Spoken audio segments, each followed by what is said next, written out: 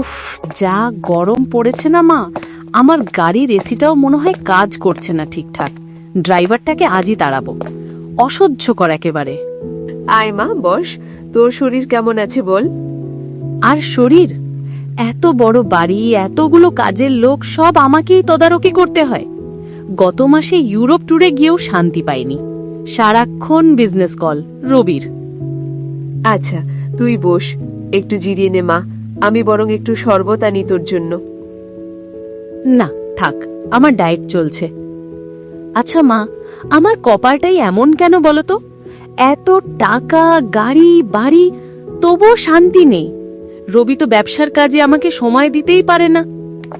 এমন সময় প্রিয়া ঢুকলো, হাতে একটা মিষ্টির প্যাকেট, মুখে হাসি। মা কেমন আছো? দিদি ভাই, তুইও এসেছিস? কি ভালো লাগছে সবাইকে একসাথে দেখে। তা তোর কি খবর? বাসট্রামে ধাক্কা খেয়ে এলি বুঝি এই গরমে? হ্যাঁ রে দিদি ভাই, বাসে একটু ভিড় ছিল ঠিকই, কিন্তু জানলা সিট পেয়েছিলাম। হাওয়া খেতে খেতে চলে এলাম। আর সুমন ফেরার পথে এই মিষ্টিটা দিয়ে বলল মায়ের জন্য নিয়ে যেতে। ও, সুমন তো সেই ক্লার্কের চাকরিটাই করছে, তাই না? প্রমোশন কিছু হলো? আমার তো ভাবতেই অবাক লাগে, তোরা ওইটুকু ফ্ল্যাটে থাকিস কি করে? দম বন্ধ লাগে না? একদম না দিদি ভাই, ছোট ঘর, তাই আমরা সব সময় চোখের সামনে থাকি। অফিস থেকে ফিরে সুমন যখন এক কাপ চা বানিয়ে আমার পাশে বসে গল্প করে, তখন মনে হয় আমার মতো সুখী আর কেউ নেই। চা বানিয়ে দেয়? বাহ, আমার ওসব রোমান্স করার সময় নেই। রবি তো আজ হীরের নেকলেস পাঠিয়ে দিয়েছে অ্যানিভার্সারিতে, কিন্তু ডিনার করার সময়টুকু নেই তার। হীরে দিয়ে কি আমি খিদে মেটাবো? তোরা আর ঝগড়া করিস না, চা খা এবার।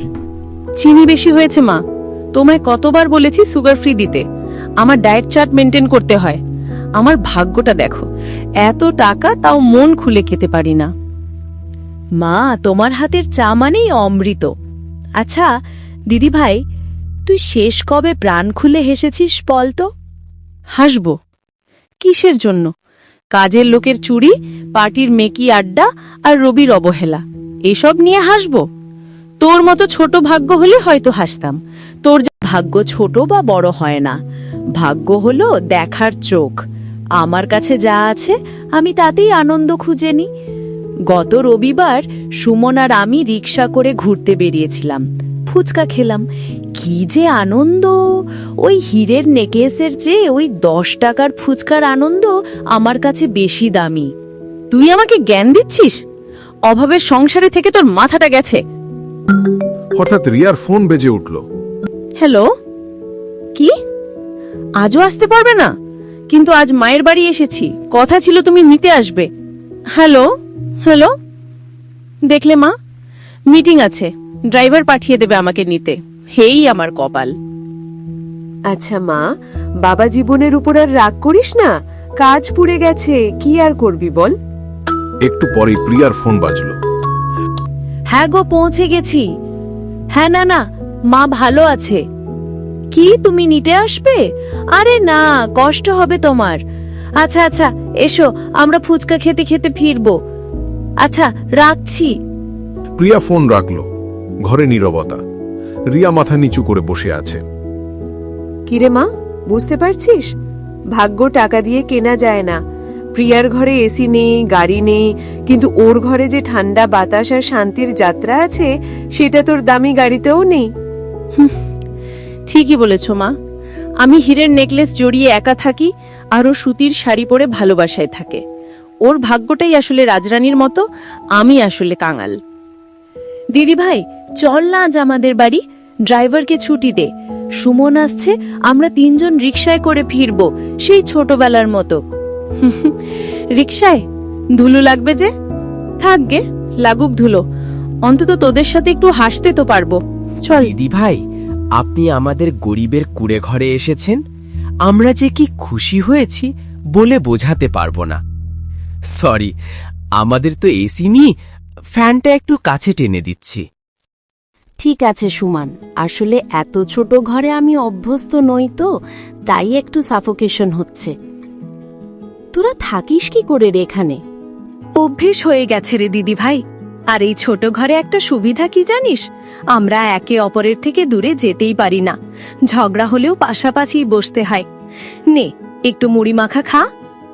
মুড়ি মাখা? Are you serious? আমি ডিনারে স্যালাড আর স্যুপ খাই, এসব খেলে তো গ্যাস হয়ে যাবে। দিদি ভাই, এটা স্পেশাল মুড়ি মাখা। প্রিয়ার হাতের জাদুতে গ্যাস হবে না, গ্যারান্টি। একটু খেয়েই দেখুন না। রিয়া অনিচ্ছা সত্ত্বেও 1 চামচ মুখে দিল। চিবোতে চিবোতে তার মুখের ভঙ্গি বদলাতে শুরু করলো। ঝালটা একটু বেশি, কিন্তু স্বাদটা মন্দ না। ছোটবেলায় স্কুলের গেটে এরকম খেতাম, কত বছর পর। হঠাৎ করে লোডশেডিং হলো, ঘর অন্ধকার। ওমা, কারেন্ট চলে গেল। ইনভার্টার নেই তো তোদের? উফ, কি অবস্থা! আমি এখনই বাড়ি যাব, দম বন্ধ হয়ে আসছে আমার। ভয় পাস না দিদি ভাই, দাঁড়া, মোমবাতি জ্বালাচ্ছি। প্রিয়া একটা মোমবাতি জ্বালালো। ল্যাম্পশেডের মতো মৃদু আলোয় ঘরটা মায়াবী হয়ে উঠল। দিদি ভাই, কারেন্ট তো প্রায়ই যায়, তখন আমরা এই মোমবাতি জ্বালিয়ে গান গাই বা পুরনো দিনের গল্প করি। এই সময়টা আমাদের খুব প্রিয়। বাইরের সব আওয়াজ বন্ধ, শুধু নিজেদের কথা। জানিস প্রিয়া, আমার বেডরুমটাই পুরো ফ্ল্যাটের চেয়েও বড়। সেন্ট্রাল এসি আছে, কিন্তু লোডশেডিং হলে জেনারেটর চললেও ভয় আমার বুক কাঁপে, কারণ ওই বিশাল ঘরে আমি একা থাকি। রবি কোনোদিন পাশে বসে বলেনি যে ভয় পেও না, আমি আছি। দিদি ভাই, সুখ জায়গার মাপে হয় না রে, মানুষের মাপে হয়। তোর কাছে সব আছে, শুধু সময় আর মানুষ নেই। আজ বুঝলাম আমি কাঁচের প্রাসাদে বন্দি এক ভিখারি, আর তোরা এই ভাঙা ঘরে থেকেও রাজা রানী। ফিরলে? ড্রাইভার বলল তুমি নাকি রিকশা করে বাড়ি ফিরেছ। Are you mad Riya? সোসাইটিতে আমার একটা প্রেস্টিজ আছে। প্রেস্টিজ দিয়ে কি হয় রবি? সুখ কেনা যায়? মানে আবার কি হলো তোমার? ওহ, দাঁড়াও, এই নাও তোমার হীরের ব্রেসলেটটা। কাল দিতে ভুলে গিয়েছিলাম। এবার প্লিজ সিন ক্রিয়েট করো না, আমার কাজ আছে।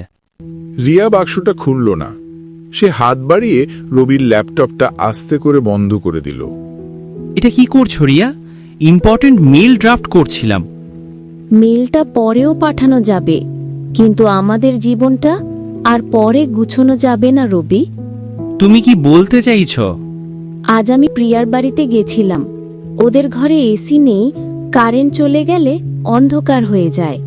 কিন্তু জানো, ওদের অন্ধকারেও ভয় নেই, কারণ সুমন ওর পাশে থাকে। আর এই বিশাল প্রাসাদে 1000 পাওয়ারের আলোতেও আমি একা। আমি তো তোমার জন্যই খাটি রিয়া। এই বাড়ি গাড়ি এসব তো তোমারই জন্য।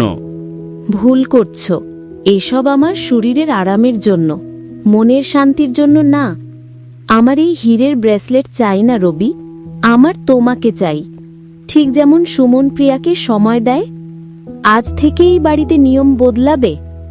নিয়ম? হ্যাঁ, এখন থেকে ডিনার টেবিলে কোনো ল্যাপটপ বা ফোন থাকবে না। আমরা একে অপরের দিকে তাকিয়ে খাবো, কথা বলবো। আর সপ্তাহে একদিন ড্রাইভার ছুটি পাবে। আমরা দুজন হাঁটতে বেরোবো, কোনো দামি রেস্তোরাঁয় নয়, রাস্তার ধারে দাঁড়িয়ে চা খাবো। পারবে? রবি কিছুক্ষণ রিয়ার চোখের দিকে তাকিয়ে রইল।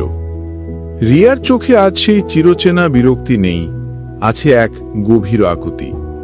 রবি ধীরে ধীরে ল্যাপটপটা টেবিল থেকে সরিয়ে রাখল। বিয়ের পর প্রথম দিকে আমরা এমনটাই ছিলাম, তাই না? আমি ভুলেই গিয়েছিলাম। সরি রিয়া। সরি বলতে হবে না, শুধু একটা কথা মনে রেখো, সুখ কোনো গন্তব্য নয়, সুখ হলো পথ চলার সঙ্গী। দামি উপহারের চেয়ে আপন মানুষের দেওয়ার সময় অনেক বেশি দামি। কথাটা তুমি ঠিকই বলেছ।